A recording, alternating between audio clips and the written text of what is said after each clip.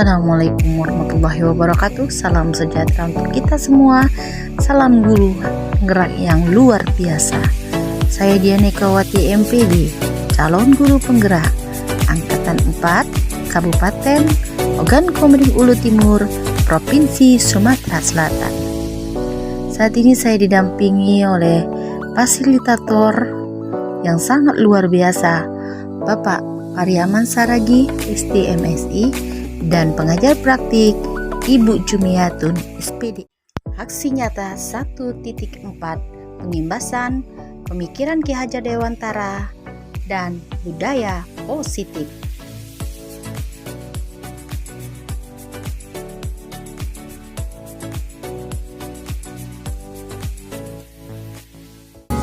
Saya bertugas di SMP Negeri 2 Martapura dengan berkolaborasi bersama guru dan murid.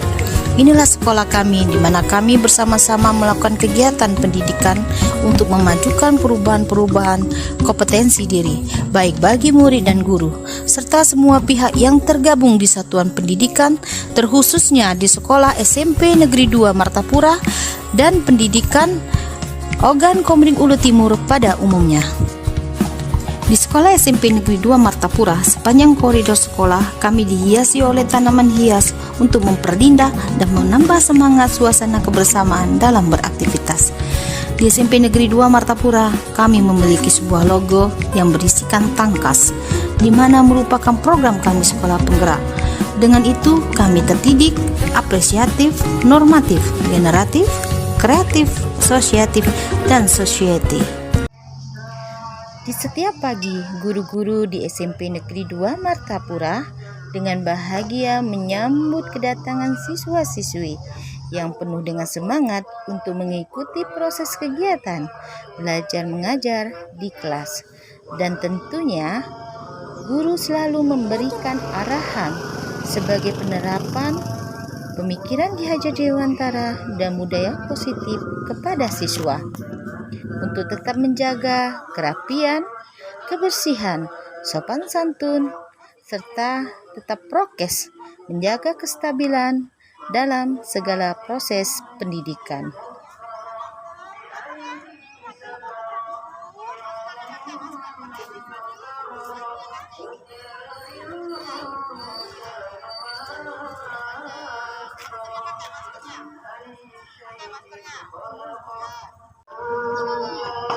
Awal sebelum dimulainya proses kegiatan belajar mengajar, Bapak dan Ibu guru, terkhususnya Bapak Ibu guru dalam bidang studi agama, dan dibimbing juga guru-guru yang ada di dalam kelas agar mengikuti bacaan lantunan ayat suci Al-Quran dengan hikmat, sehingga siswa-siswi dapat lebih baik akan iptek dan imtak dalam meraih pendidikan.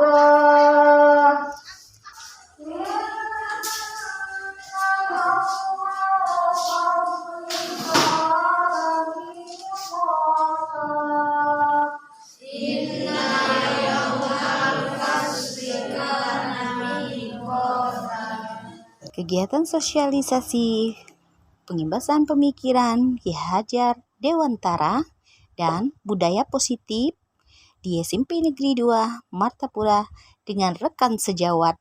Perubahan paradigma, tergerak, bergerak, dan menggerakkan. Assalamualaikum warahmatullahi wabarakatuh. Selamat pagi, salam sejahtera bagi kita semua. Puji syukur alhamdulillah pada kesempatan yang berbahagia ini kita masih diberikan oleh Allah SWT kesehatan jasmani dan rohani, sehingga kita masih dapat berkumpul dalam kegiatan pengibasan filosofi Ki Hajar Dewantara dan budaya positif, program calon guru penggerak di SMP Negeri 2 Martapura. Selawat bersalam semoga tetap terlimpahkan, tercurahkan kepada junjungan kita Nabi Agung Muhammad Sallallahu Alaihi Wasallam. Beliaulah Nabiullah yang terakhir yang kita nantikan syafaatnya esok di yaumul qiyamah. Adapun susunan acara kita yang akan kita laksanakan pada pengibasan filosofi Ki Hajar Dewantara nanti, pertama pembukaan lagu Indonesia Raya, sambutan kepala sekolah, pemaparan materi yang nantinya akan diberikan Ibu Dian Ekowati MPD, dan terakhir penutup. Marilah kita buka acara ini dengan lafal Bismillah. Bismillahirrahmanirrahim. Menyanyikan lagu Indonesia Raya yang dipimpin oleh Ibu Oktarina SPD. Dipersilakan.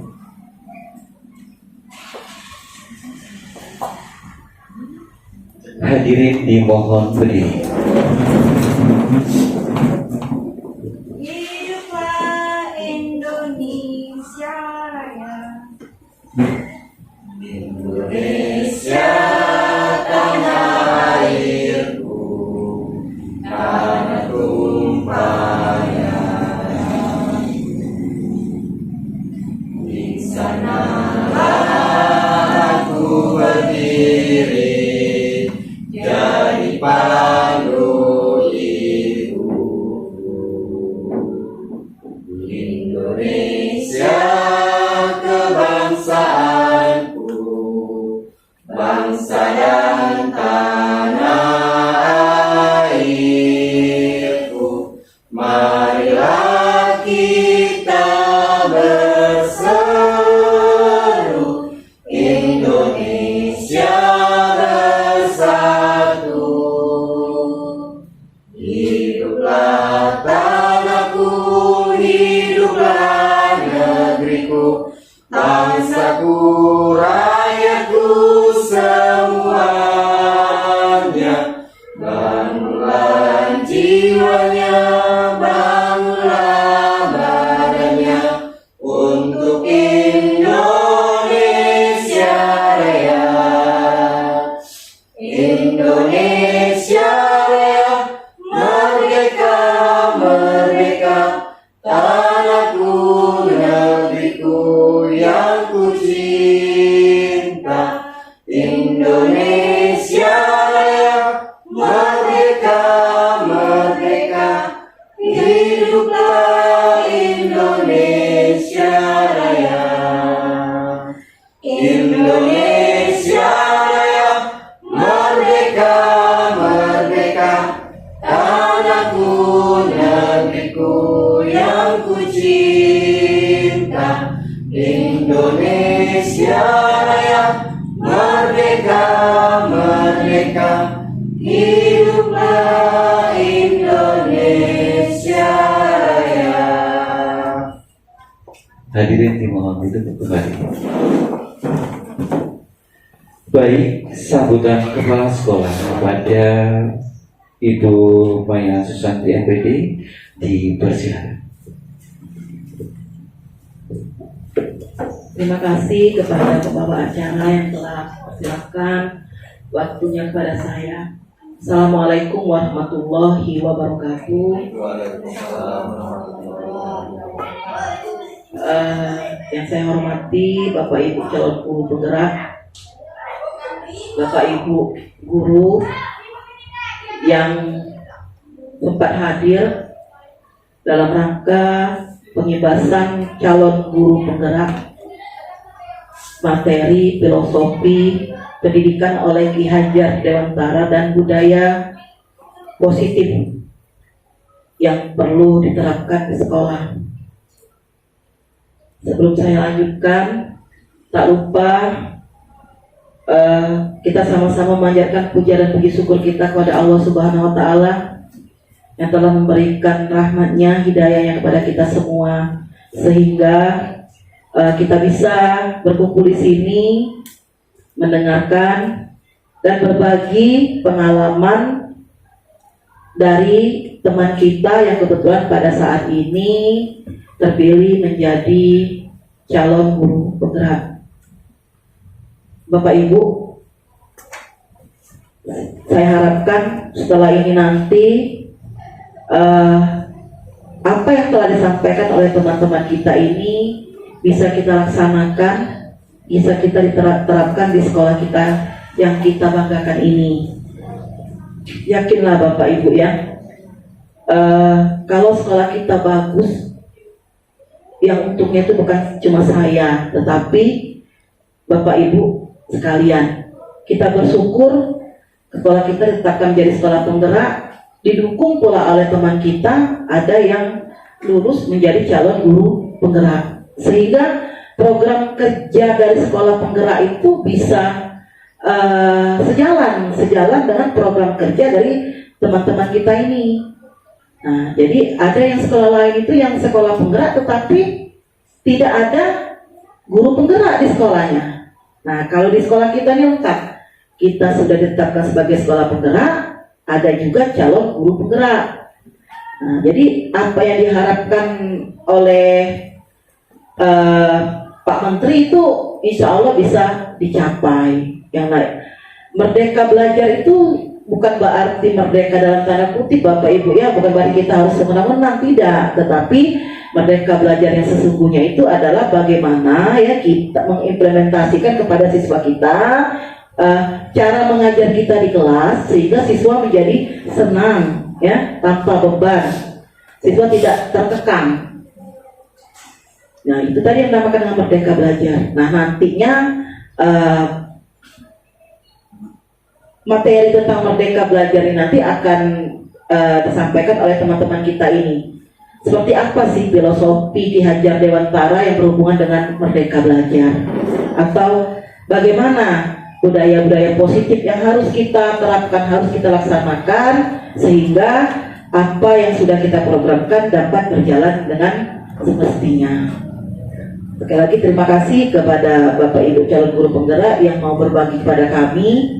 Ya, untuk kedepannya harapan saya jangan lelah, jangan bosan berbagi kepada teman-teman. Ya, teman-teman juga jangan lelah, jangan bosan menerima ilmu dari teman-teman kita. Ingat Bapak Ibu ya, bukan berarti mereka lebih pintar, tidak, tapi sharing kepada kita karena kebetulan mereka mendapatkan pengalaman yang lebih dulu daripada kita. Nah, jadi mereka mendapatkan ilmu ini susah payah Bapak Ibu. Mereka harus tes dulu, harus diumumkan dulu mereka lulus calon guru penggerak, mereka harus ikut diklat. Sekarang ini kan masih diklat sekarang ini. Nah, tapi Bapak Ibu tidak harus ke sana. Jadi apa yang mereka dapatkan mereka terapkan kepada Bapak Ibu. Nah, Bapak Ibu nanti juga harus menerapkan di lingkungan sekolah kita. Nah, jadi untuk kedepannya sekali lagi Bapak, teman-teman yang menjadi calon guru penggerak, jangan lelah berbagi. Kami siap menerima ilmu dan berbagi pengalaman dengan Bapak Ibu sekalian. Assalamualaikum warahmatullahi wabarakatuh. Assalamualaikum warahmatullahi wabarakatuh. Terima kasih kepada Ibu Maya selaku Kepala Sekolah SIP Negeri 2 Martapura, kepada teman sejawat semua yang datang dalam pengibasan kami saat ini, dan mudah-mudahan apa yang sudah kami berikan nanti bisa kita terapkan bersama-sama, berkolaborasi bersama untuk kebaikan visi dan misi di sekolah kita yang kita banggakan ini.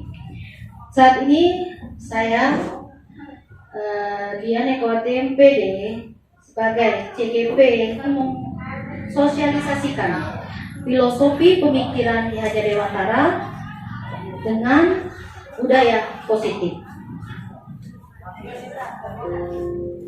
Filosofi pendidikan Ki Hajar Dewantara ini sudah ada sejak zaman kita melakukan kodrat alam dan kodratnya pendidikan, di mana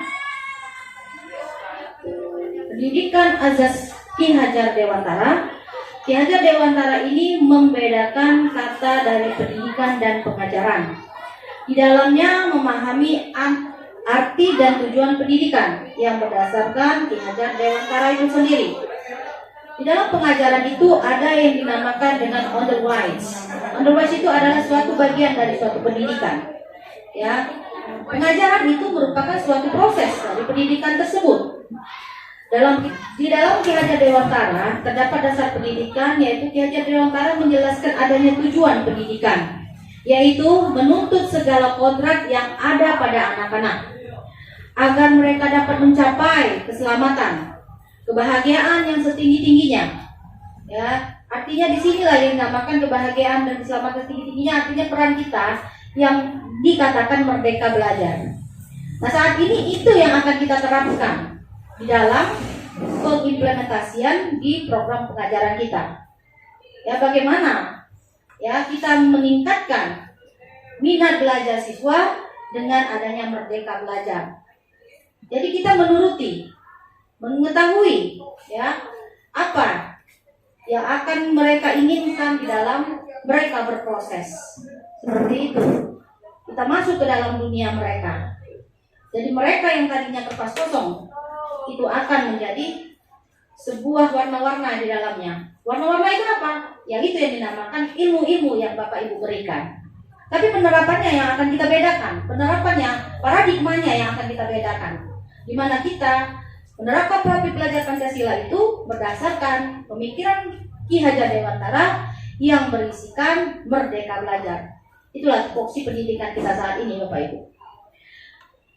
Sebagai manusia, di sana dikatakan kita mampu, baik jelas kita sebagai anggota masyarakat. Artinya kompetensi diri kita, di mana dalam belajar, menerapkan pembelajaran, baik kepada siswa kita maupun pengimplementasian kita, bagaimana kepada teman sejawat, ya, anggota masyarakat di sekitar kita. Oleh sebab itu, pendidikan itu hanya dapat menuntut tumbuh dan hidupnya kekuatan kodrat yang ada pada anak-anak, agar dapat memperbaiki lakunya, bukan dasarnya.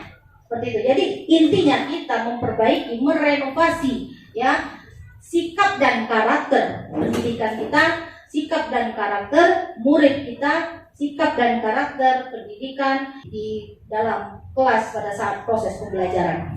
Di mana sikap itu berhasil, itulah artinya keberhasilan kita sebagai seorang paradigma tentang suatu keberhasilan pendidikan. Di sana kita dapat memperbaiki lakunya, hidup dan tumbuhnya kekuatan kodrat anak. Dalam menuntut laku dan pertumbuhan kodrat anak, Ki Hajar Dewantara mengibarkan peran pendidikan seperti seorang petani atau tukang kebun. Anak-anak itu seperti biji tumbuhan yang disemai dan ditanam oleh petani, oleh tukang kebun di lahan yang telah disediakan. Anak-anak itu dibagikan bulir-bulir jagung yang sudah ditanam. Ini artinya filosofi, Bapak Ibu. Ya, filosofi kita sebagai seorang petani yang dari awalnya dia menyemai, dia menaburkan bibit, ya, dia melakukan pengolahan, dan pada akhirnya ya akan ada perkembangan hasil yang diperoleh dari apa yang sudah dia semai. Itu artinya pertumbuhan kita dalam melakukan program pendidikan. Pertama kita berikan semai itu, kita tanamkan bibit, ya, ilmu pengetahuan kepada mereka, dan pada akhirnya kita mengetahui ya keberhasilan anak itu dari apa yang sudah kita semai. Itu maksud dari filosofi Ki Hajar Dewantara.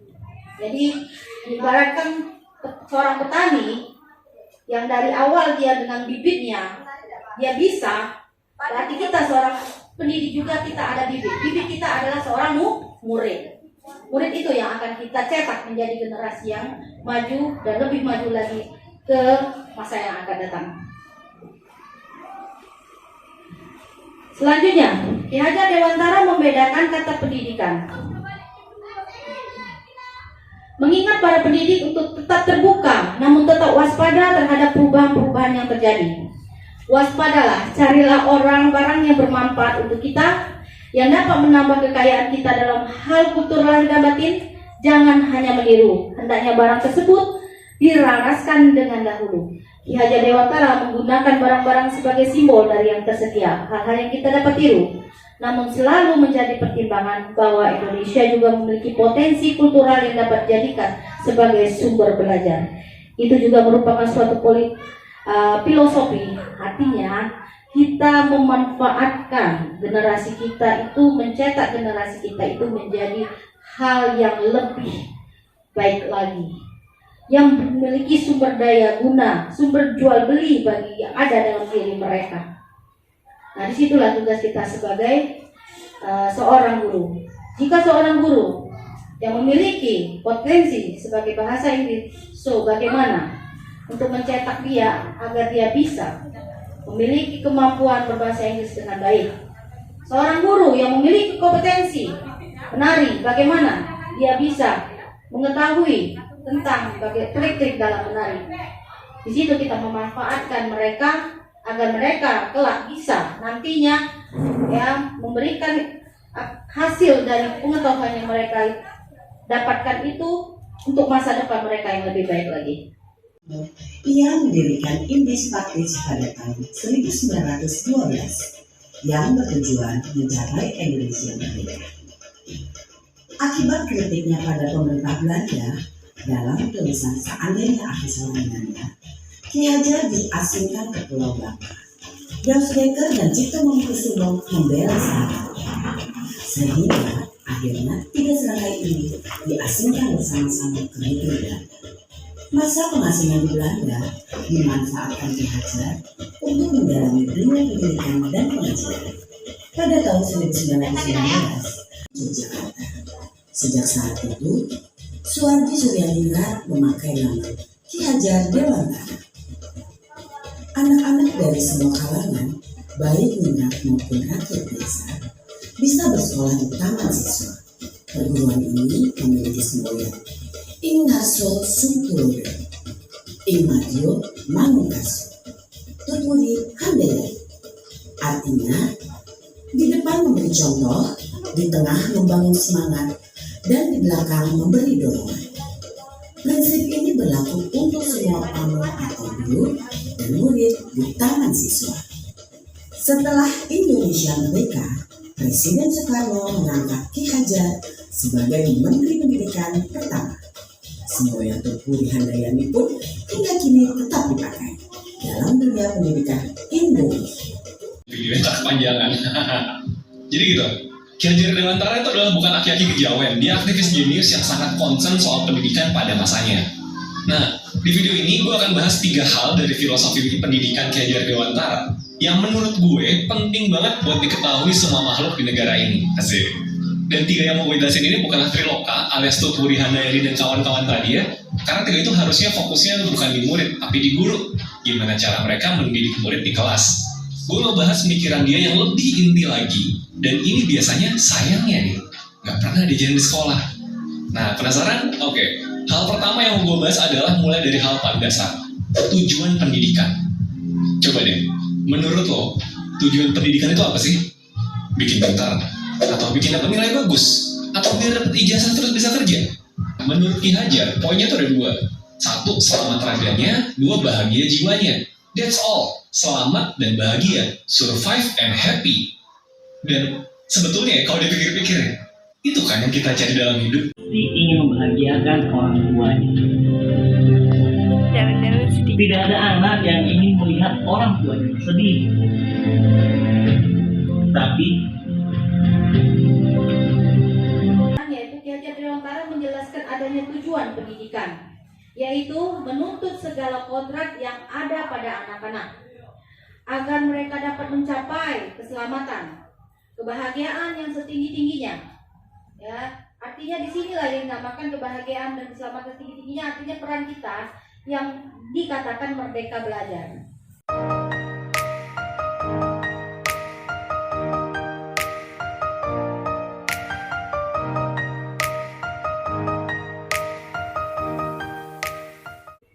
artinya adalah metode yang kedua adalah penerapan budaya positif. Ya, dimana budaya positif di sini, Bapak Ibu, diartikan pengimbasan kita, ya, kepada anak. Dari anak itu masuk awal dari pintu gerbang sekolah kita sampai kepada dia duduk mengikuti program pembelajaran kita di sekolah, dan ketika dia pulang, tata cara, karakteristiknya, ya, sikapnya, itu yang kita benahi.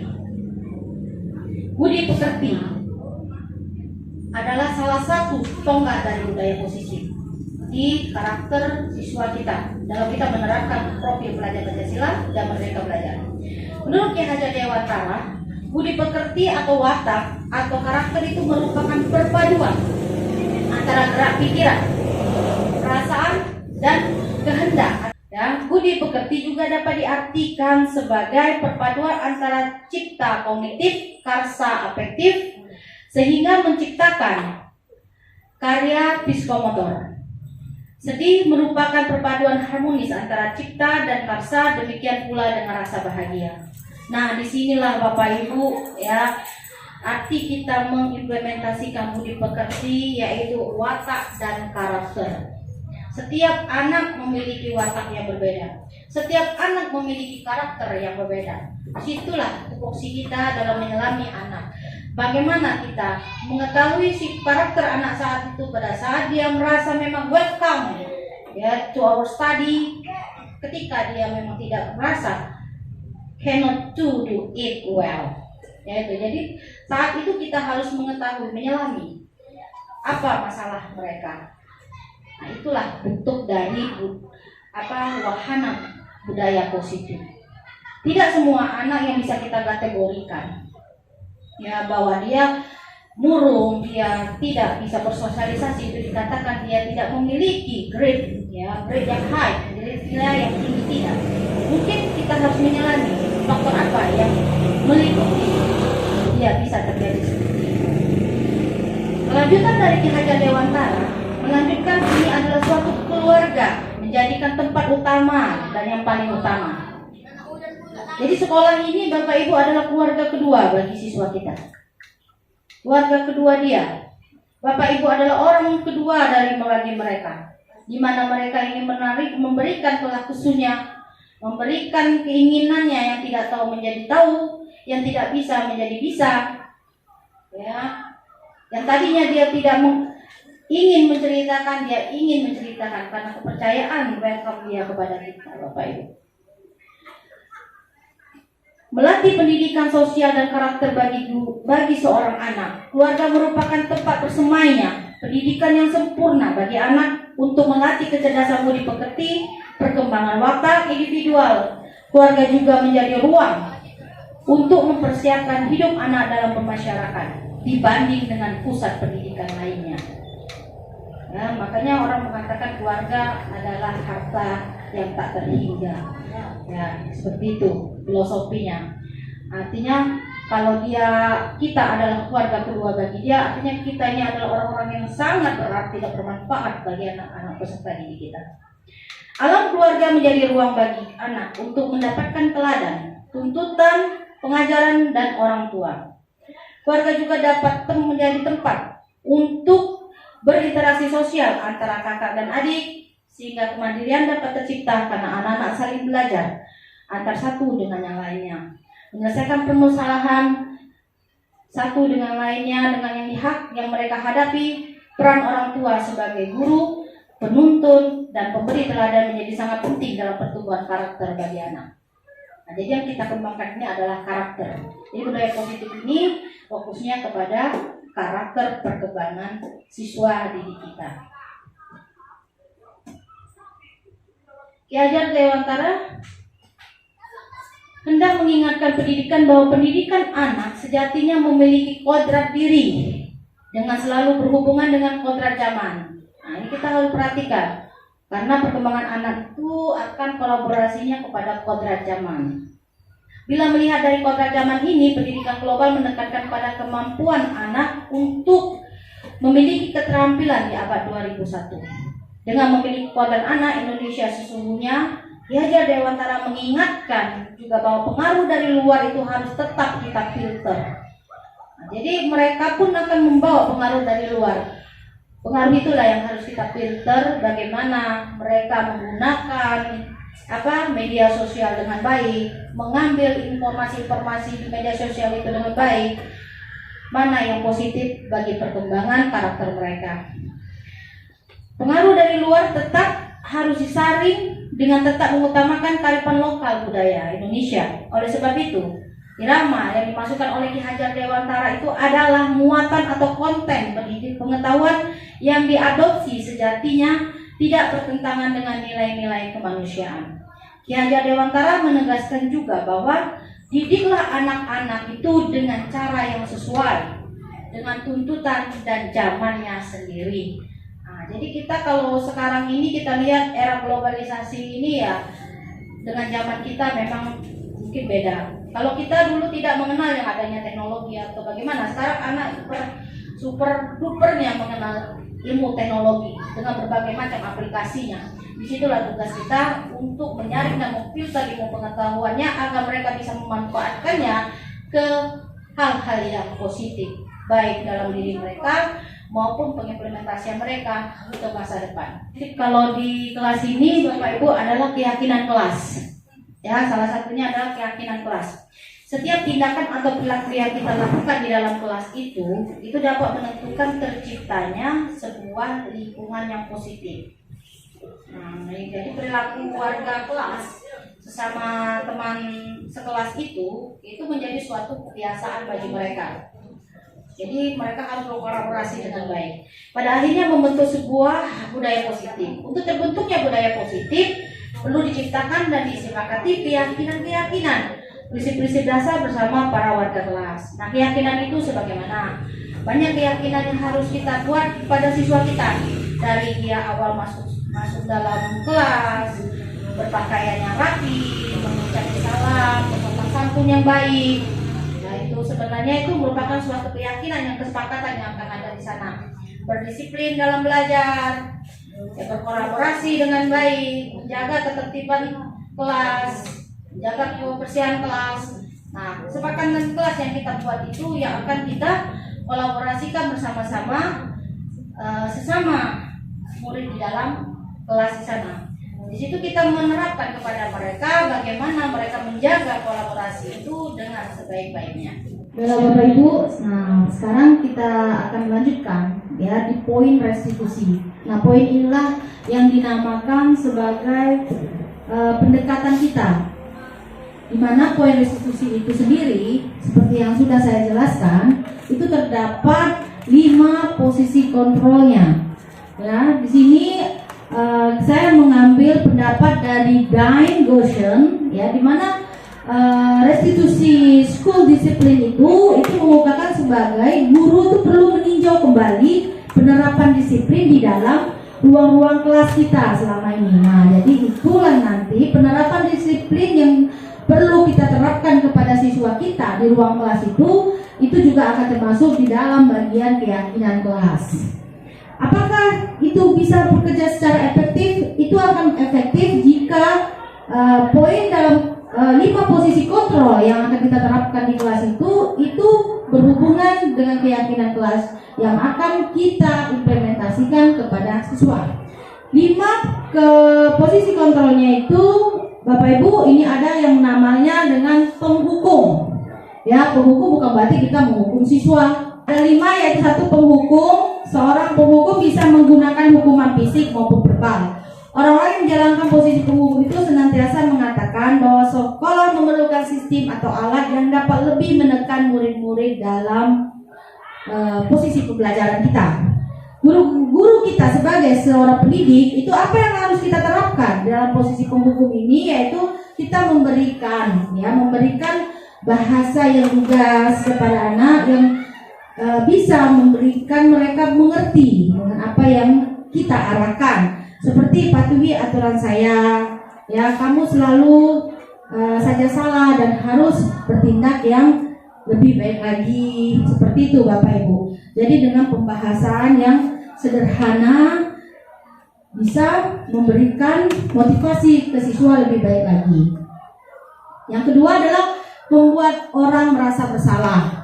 Nah, membuat orang merasa bersalah ini tentunya kita menyampaikan sesuatu dengan bahasa yang lembut. Seperti itu. Dia merasa bahwa dia melakukan kesalahan dan kita mengarahkannya dengan cara penyampaian yang positif. Ya, komunikasi yang baik, kolaborasi yang baik tentunya Bapak Ibu di sini. Ya, otomatis mungkin kita sebagai guru tentunya sudah bisa bagaimana penyampaian kita yang baik sehingga pada saat kita melakukan suatu refleksi permasalahan itu bisa terselesaikan dengan baik, ya, bisa terarah dengan baik. Ya, otomatis kita melakukan kolaborasi yang baik pula kepada mereka. Yang ketiga adalah monitor atau pemantau, ya, itu artinya mengawasi. Nah, mengawasi di sini artinya kita bertanggung jawab kepada perilaku orang-orang yang kita awasi. Ya, seperti kita mengawasi siswa kita di kelas. Nah, itu tanggung jawab kita Bapak Ibu. Ya, bagaimana perilaku mereka, karakter mereka bisa menjadi lebih baik. Ya, itu yang penerapan sebagai profil pelajar Pancasila kita. Nah, situ kita akan menaruh apa di sana, pengertian apa dan pemahaman apa. Ya, yang pasti kita memberikan pemahaman apa yang harus kita lakukan. Nah, peraturan apa yang harus kita terapkan, peraturan apa yang bisa mereka ikuti dengan baik seperti yang kita implementasikan. Tentunya pasti akan ada konsekuensi dan sanksinya. Tetapi sanksi dan konsekuensi yang dikatakan di sini otomatis sanksi yang memiliki arahan yang positif. Nah, dengan itulah komunikasi dan kolaborasi yang sangat baik dibentukkan. Manajer di sini artinya kita ini sebagai posisi kita sebagai mentor Bapak Ibu, ya, di mana guru berbuat sesuatu bersama dengan murid, mempersilahkan murid untuk mempertanggungjawabkan perilakunya, mendukung murid agar dapat menemukan solusi dan permasalahannya. Jadi kita manajernya di sana, kita yang mengarahkan. Ya, jika ada masalah, ya, ada suatu permasalahan yang belum terselesaikan, ya, nah kita lah sebagai manajer di sana, mentornya bagi mereka. Bagaimana mereka bisa menyelesaikan permasalahan itu dengan baik, memberikan arahan dan masukan yang positif bagi mereka sehingga permasalahan yang ada itu bisa terselesaikan dengan baik. Dan kedepannya akan timbul suatu komunikasi yang lebih baik lagi tentunya pada kelompok kecil dalam kelas maupun di dalam lingkungan sekolah kita. Nah, tanggung jawab itu, ya, kita yang memberikan suatu statement kepada mereka seperti apa yang kita yakini. Nah, apa yang sudah kita yakini di sini. Nah, kalau kita meyakini kita harus bertanggung jawab, berarti keyakinan anak-anak itulah yang harus diterapkan Bapak Ibu, seperti itu. Jika kita meyakini itu, apa kita bersedia untuk memperbaikinya?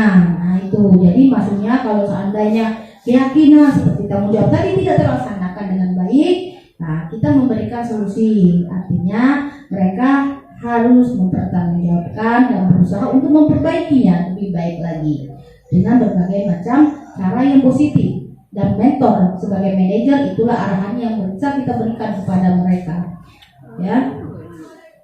Dan yang terakhir kita bisa memberikan rencana kita untuk memperbaikinya bagaimana. Nah, misalnya ada siswa yang bermasalah, rencana mereka memperbaiki bagaimana. Ya, mungkin kita mengarahkan untuk mereka bisa meminta maaf, kan, menyelesaikan permasalahan dengan cara minta maaf, saling terbuka satu sama lain dan saling memaafkan satu sama lain. Restitusi adalah suatu cara disiplin positif pada siswa. Nah, jadi restitusi ini adalah proses menciptakan kondisi bagi murid untuk memperbaiki kesalahan mereka.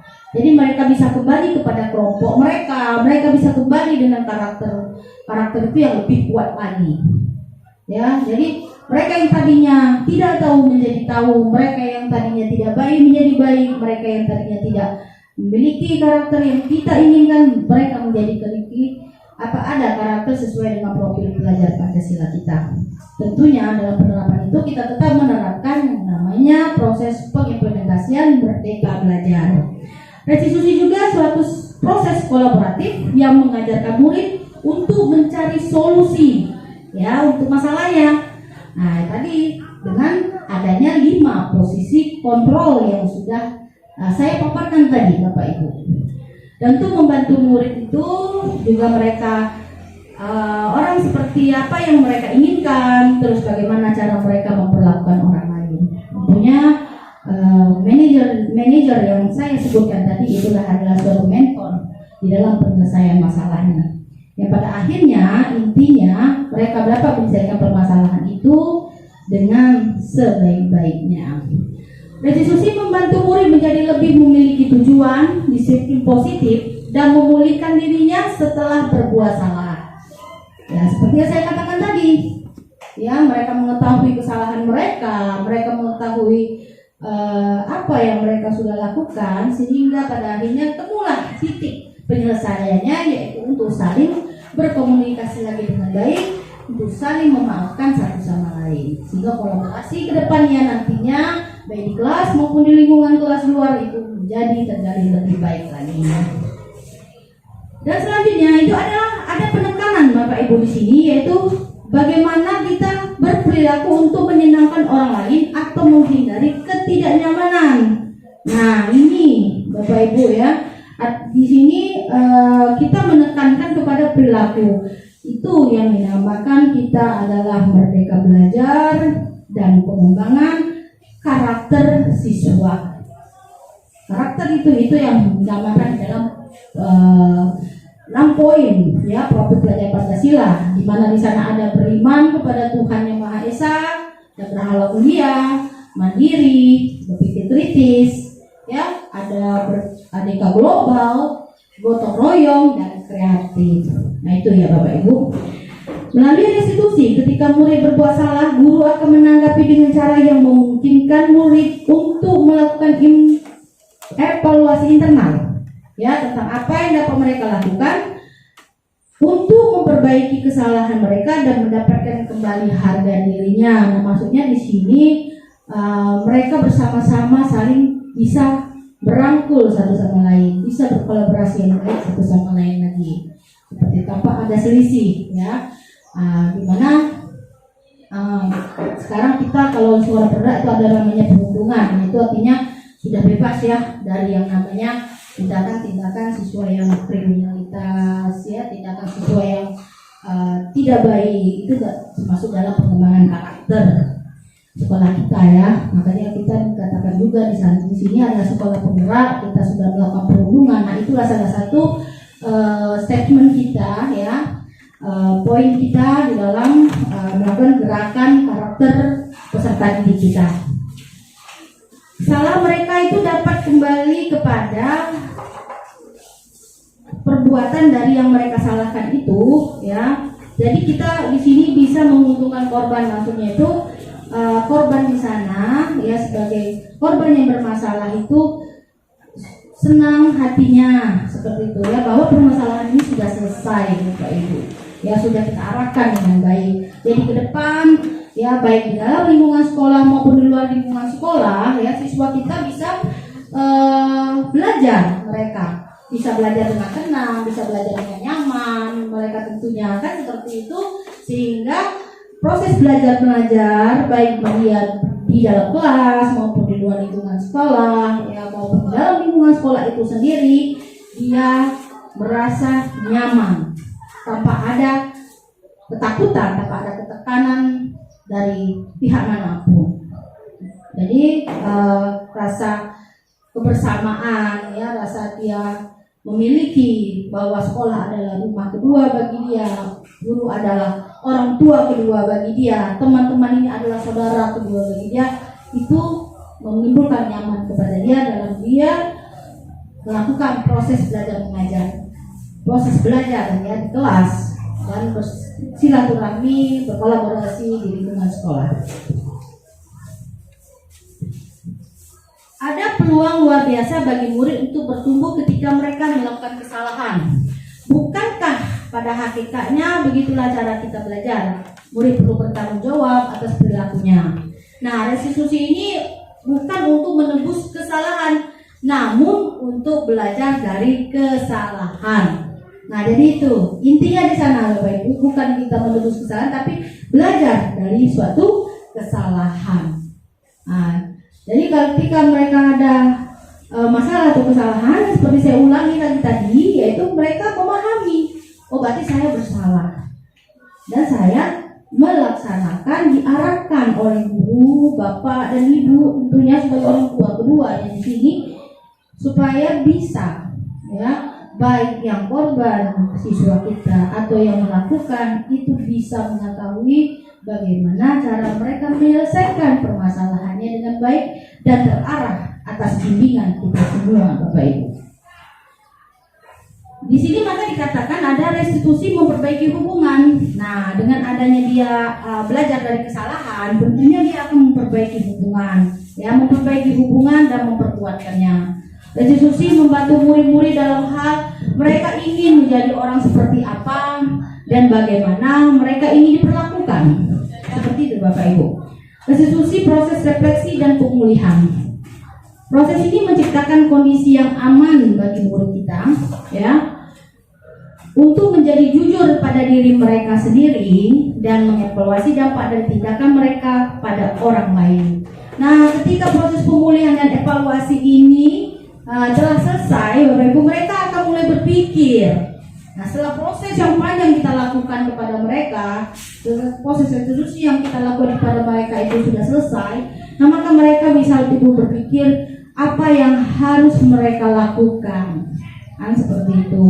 Nah, jadi artinya kalau tadi saya salah, berarti saya tidak boleh berbuat seperti itu lagi dan tidak bisa diulangi lagi, jangan diulangi lagi. Dan jika kita melakukan suatu kesalahan, artinya kita harus minta maaf, Bapak Ibu. Tadi ada jalan yang positif, ya, dalam pengembangan karakter, ada jalan yang positif dalam kita mengembangkan pengetahuan silaturahmi kita, yang kolaborasi yang baik bersama temannya, bersama lingkungan dia, agar bisa berkarakter lebih baik lagi tentunya, Bapak Ibu. Restitusi diri adalah cara yang paling baik, ya. Nah, dalam restitusi diri murid belajar dalam mengubah kecenderungan atau mengambil dari Dr. William Glaser. Ya, mereka mengatakan orang yang bahagia akan mengevaluasi diri sendiri. Orang yang tidak bahagia akan mengevaluasi orang lain. Nah, jadi lebih baik kita mengevaluasi diri kita sendiri, Bapak Ibu. Seperti itu mungkin sebagai introspeksi diri kita, seperti itu kan. Itu adalah suatu filosofi kehidupan dari Dr. William Glaser. Ya, itu mungkin bisa menjadi suatu patokan pada kita dalam meningkatkan kompetensi diri kita, tentunya kita sebagai seorang pendidik, Bapak Ibu, ya. 3 tahapan evaluasi ini, ya, saya tidak suka cara saya berbicara padamu. Nah, kesalahan yang saya lakukan adalah saya sebenarnya punya informasi yang kamu butuhkan, saya lelah dan saya bicara terlalu cepat, barangkali seperti itu, Bapak Ibu. Saya tidak jelas menyampaikan apa yang saya inginkan. Pemahaman saya berbeda dengan pemahamanmu. Nah, besoknya, ya, maka saya akan menyampaikan. Nah, di sini tadi intinya informasi tadi yang dibutuhkan tadi yang tadinya tidak jelas atau belum lengkap, maka besoknya itu kita adakan perbaikan. Ya, maka penyampaian informasi itu sudah sesuai dengan apa yang kita butuhkan. Yang kedua, yang tadinya bicaranya terlalu cepat menjadi bicaranya lebih lambat, kan? Terus ada yang menyampaikannya itu tidak sesuai dengan keinginan. Nah, besoknya itu sudah beda, ya, bicaranya lebih jelas dengan sesuai dengan keinginan kita. Dan terakhir, misalnya pemahaman itu ada terjadinya pemahaman. Biasa ya Bapak Ibu, adanya pemahaman itu dalam suatu kolaborasi itu kita sudah biasa. Tapi besoknya, ya, setelah kita mengadakan evaluasi diri, ya, maka menyampaikan pemahaman kita kepada mereka itu lebih baik lagi.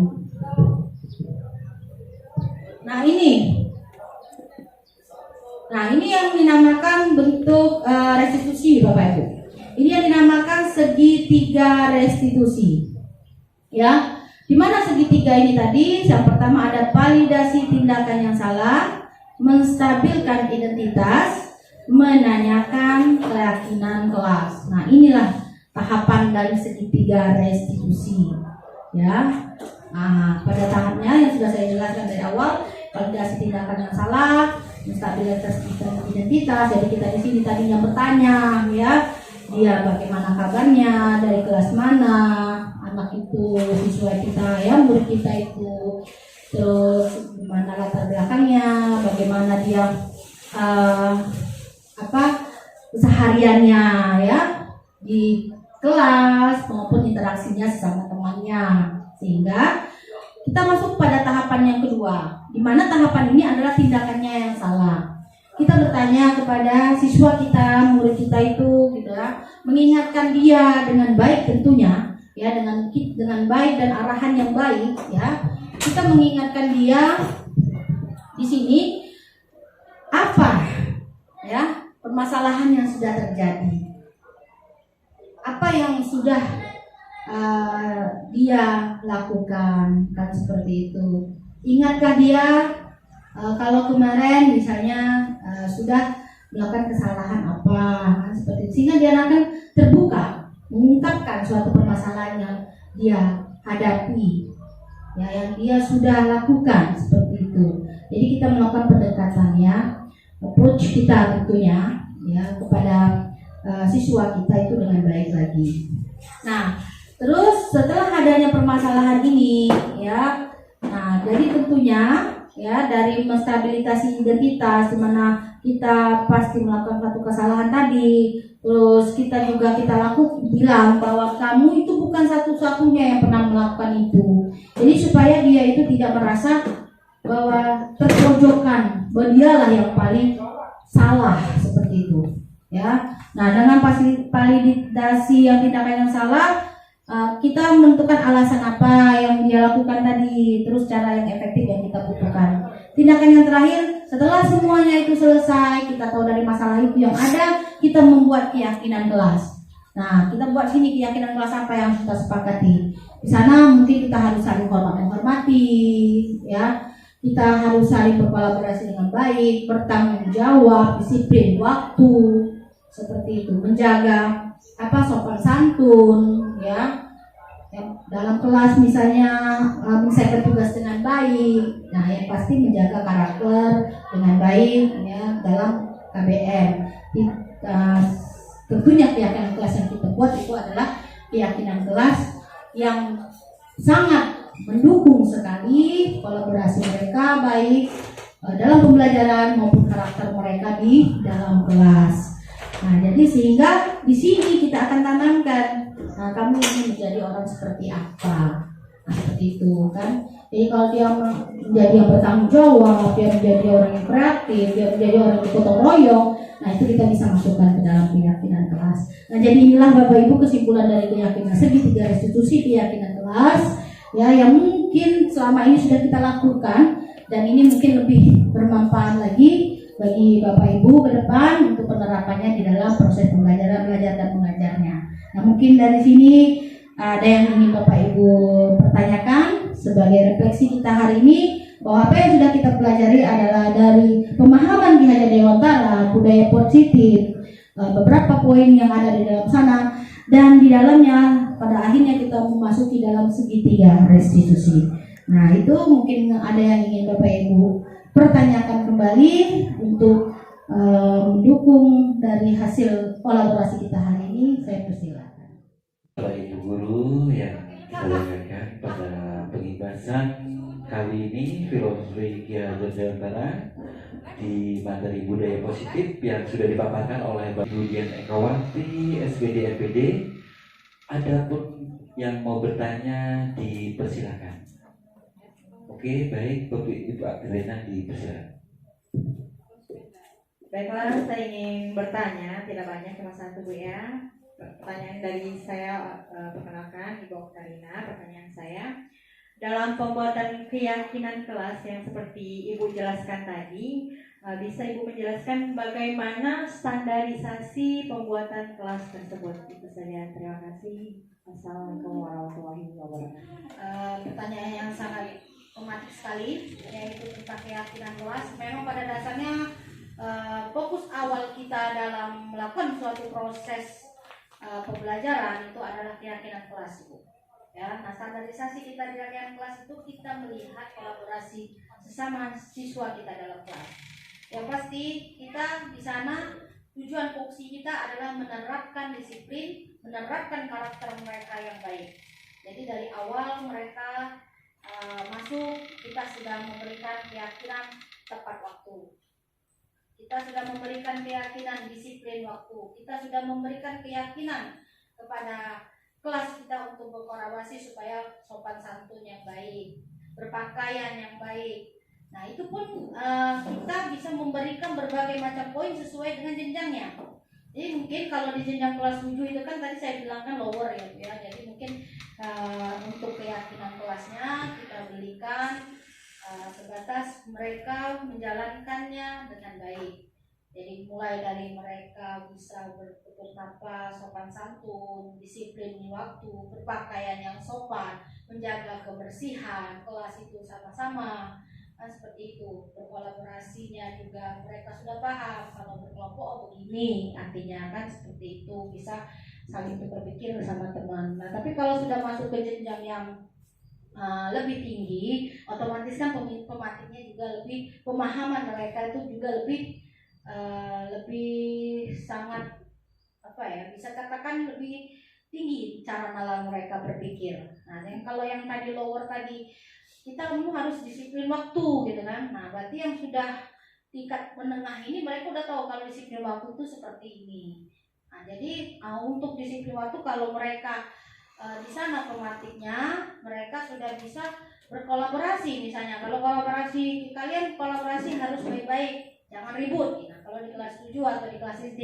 Tapi kalau sudah tingkat di SMP, pasti kolaborasinya mereka sudah ada dalam pematik pemikiran mereka, keyakinan mereka. Oh, kalau kolaborasi ini sudah harus dilakukan dengan baik, bicara yang baik, bersikap yang baik, supaya kolaborasi itu berjalan dengan sebaik-baiknya. Nah, mungkin juga semakin tinggi tingkat kelas yang kita masuki atau yang kita olah, itu akan semakin tinggi keyakinan kelas yang akan kita bentuk di dalam situ. Jadi kita menyesuaikan karakter siswa kita menyesuaikan posisi kolaborasi kita di dalam kelas. Nah, jadi kita bisa memberikan tematik itu, memberikan yang namanya keyakinan kelas itu sesuai dengan tingkatan kelas kita. Itu yang pertama. Yang kedua, yang pasti kita menerapkan karakter kepada mereka. Kita bisa menerapkan Merdeka Belajar dan profil pelajaran Pancasila yang baik di sana. Terima kasih, Boka. Baiklah Bapak Ibu sekalian, terima kasih atas waktu yang sudah diberikan kepada kami. Itulah penjelasan dari saya. Mudah-mudahan apa yang sudah kami berikan hari ini bisa kita implementasikan dengan baik di sekolah maupun di kalangan masyarakat, mencetak murid-murid generasi kita menjadi lebih baik ke depannya. Dan mungkin jikalau dalam kata sapa kami ada kesalahan kata dan hilaf kata, bahwa saya haturkan maaf yang sebesar-besarnya kepada Allah. Saya mohon ampun. Wabillahi taufiq wal hidayah. Wassalamualaikum warahmatullahi wabarakatuh. Baik, sebelum kita pulang, alangkah lebih baiknya kita berdoa menurut kepercayaan budaya yang kita masing-masing. A'udzubillahi minasyaitonir rajim. Bismillahirrahmanirrahim. Allahumma sholli ala sayyidina Muhammadin wa ala ali sayyidina Muhammad. Walhamdulillahirabbil alamin. Hamdan syakirin, hamdan na'imin, hamdan likafi mujidah, ya Rabbana alhamdu kama yanbaghi li jalali waqtihi wa 'azimi sultanik. Allahumma rabbi zidna ilma warzuqni fahma. Allahumma ahrina al-haqqa haqqa warzuqna tinaba wa 'alina batil wa tinaba. Rabbana atina fid dunya hasanah wa fil billahi rabbil alamin wa qina adzabannar. Subhanaka rabbil izzati amma yasifun. Alhamdulillahi rabbil alamin. Baik Bapak Ibu yang saya hormati, acara demi acara sudah berjalan dengan mulus dan lancar. Semoga di session pengibasan filosofi Ki Hajar Dewantara dan budaya positif program calon guru penggerak kita pada kegiatan hari ini mendapatkan berkah dari Allah SWT. Mari kita tutup acara kita pada kegiatan pagi hari ini dengan lafal alhamdulillah. Alhamdulillahirabbil alamin. Semoga ilmu yang kita dapatkan pada kegiatan pengibasan hari ini mendapatkan berkah dari Allah SWT. Sekali lagi, apabila ada tutur kata yang salah, saya mohon maaf yang sebesar-besarnya. Saya akhiri. Wabillahi taufiq wal hidayah. Assalamualaikum warahmatullahi wabarakatuh.